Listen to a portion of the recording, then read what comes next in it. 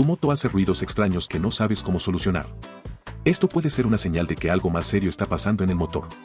Recuerdo que mi moto comenzó a hacer un ruido metálico y pensé que debía ser algo grave. Al final resultó ser solo un tornillo suelto que podía haber ajustado fácilmente. Si no lo hubiera verificado, podría haber causado daños mayores. Si sabes lo básico sobre el motor, podrás identificar y solucionar estos problemas antes de que se conviertan en algo costoso. Es más sencillo de lo que parece, comenta. Quiero aprender y te daré acceso. Ve al enlace en la descripción del video y solicita de manera gratuita el manual de mecánica de motos. No dejes que un fallo te detenga.